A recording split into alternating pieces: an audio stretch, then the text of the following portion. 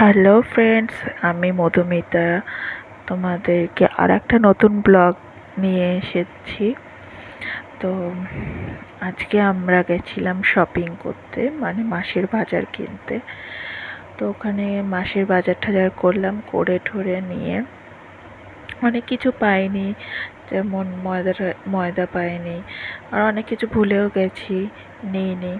তো আমার মেয়েকে আমি ওর পিসির বাড়ি রেখে তারপরে আমি আর আমার হাজব্যান্ড দুজনে মিলে গেছিলাম। না হলে ওকে মলে নিয়ে গেলে তো ও একটুও কাজ করতে, মানে কিছু কিনতে দিত না। ও যেটা হাতের সামনে পেতো সেটা নিয়েই চলে আসতো, বা ওখানে খাওয়ার জিনিস কিছু পেলে ছিঁড়ে বসে খেত তো না, ওখানে ছিঁড়ে নিয়ে নষ্ট করতো সেই সব জিনিসগুলো। ওর জন্য ওকে আর নিয়ে যাইনি, আমরা দুজনেই গেছি। তো ওখানে আমরা দেখছিলাম আমার মেয়ের জন্য কি নেওয়া যায়, মাঝে সাঝে একটু আমি আমাকে দেখাচ্ছিলাম। দেখতে দেখতে দেখতে দেখতে কেনাকাটি করছি, দুজনে গল্প করছি, কিনছি টিনছি এই করছি। তারপরে অনেকক্ষণ সময় পেরিয়ে গেছে। ওখানে চিজ নিচ্ছিলাম আমরা, চিজ পাচ্ছিলাম না। পানির পছন্দ হলো না ঠিকঠাক, ওর জন্য পানিরটা নিইনি, চিজ নিলাম। চিজটা নিয়ে চলে এলাম। আমার হাজব্যান্ডকে বলছিলাম চলো দই নেবে, বললো যে না দই নেবো না, দইটা আমি ওখান থেকে পেয়ে যাবো, আমি ওখান থেকে দইটা নিয়ে নেবো। তো ওর জন্যে আমি আর বারণ করলাম না। এবারে আটার জন্য এলাম। তখন আমার মনে পড়লো যে ও আটা তো রয়েছে, আটা লাগবে না। বললো ময়দা নিই, ময়দা নিতে হবে। এবারে একটা ময়দা তো পেলাম না ওখানে। এবারে কি করব, তো ভাবলাম যে না, এবারে অনেক কিছু নেওয়া হয়ে গেছে, এবারে বিল করি গিয়ে। তো বাবা বলল যে দাঁড়াও দাঁড়াও, আমি এখানে ইপ্পি পেয়েছি, মেয়ের জন্য একটা ইপ্পি নিয়ে নিই। তাই বললাম ঠিক আছে নাও, মেয়ে তো ম্যাগি খায় না, ইপ্পি নিলে ইপ্পি নাও। তো ইপ্পি দেখলাম, দেখে টেখে নিলাম, নিয়ে ভালো লাগলো, নিয়ে নিলাম ইপ্পিটা। দেখতেই পাচ্ছ কত শপিং করেছি আমরা, কেনাকাটি করেছি। এবারে কেনাকাটি করে এবারে আমি এখানে গুড নাইটটা নিয়ে নিলাম। তো আমার হাজব্যান্ড ওখানে বিল করছিল বলে আমি গুড নাইটটা ভুলে গেছিলাম, গুড নাইটটা নিয়ে নিলাম।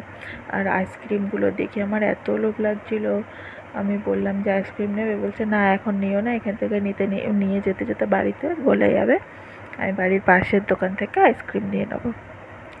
তো ওর জন্যে আর আইসক্রিম ওখান থেকে নেওয়া হলো না। এবার ছেলেটার সাথে কথা টথা বলছিলাম, যে ছেলেটা বিল করছিল, তার কাছে অনেক 7,000 টাকার মাল হয়েছে। তাই বলছে আমার 2টো ছাতা ফ্রি, মানে 9টা ছাতা ফ্রি আছে, এই 6টা ছাতা ফ্রি আছে। তো 6টা ছাতার থেকে আমি 2খানা ছাতা নিয়েছি, কারণ বেশি ছাতার দরকার নেই, 2টো ছাতাই ঠিক আছে। তো 2টো ছাতা নিলাম। আর ছেলেটার সাথে একটু ইয়ার্কি টিয়ার্কি মারছিল, ছেলেটা আবার হাসছে। এই হচ্ছে, ছেলেটাকে বলছে যে 9টা ছাতা তুমি ফ্রিতে দিয়ে দাও আমাদেরকে, যেহেতু 99 টাকা করে, 999 টাকা করে দাম। তো 6টা ছাতা তো আর দিলাম না, 2টো ছাতাই নিলাম। তারপরে আবার আইসক্রিমের কাছে গেছিলাম কনভিন্স করার জন্য আমার হাজব্যান্ডকে, চলো না আইসক্রিম নিই। তারপরে ওদিকে যেতে যেতে যেতে যেতে আমার সর্ষের তেলের কথা মনে পড়েছে, যে সর্ষের তেল নিতে হবে, আমি তো ভুলেই গেছি সর্ষের তেল নিতে। তারপর সর্ষের তেল আমার হাজব্যান্ডের ভালো লাগলো, গন্ধ টন্ধ শুকে ভালো লাগলো। আমি গিয়ে দাম ঠাম জিজ্ঞাসা করে সর্ষের তেলটা নিলাম। নিয়ে আর ভিডিও করতে পারিনি, কারণ ব্যাগ ট্যাগ হাতে ছিল বলে আর ভিডিও করতে পারিনি। এইসবে বাড়ি এলাম, বাড়ি এসে সব ব্লগটা কন্টিনিউ করতে পারিনি, কারণ হাতে ব্যাগ ছিল, খুব ভারী ভারী ব্যাগ ছিল। আর ওইদিকে রিক্সাও পাচ্ছিলাম না, তো রিক্সা খুঁজতে খুঁজতে ব্যাগ নিয়ে, ওর জন্যে আর ব্লগটা কন্টিনিউ করা হলো না। বাড়ি এসে ব্লগটা করছি। তো মাসকাবারি বাজার টাজার কী কী নিলাম না নিলাম সেটা তোমাদেরকে এক্ষুনি দেখাবো।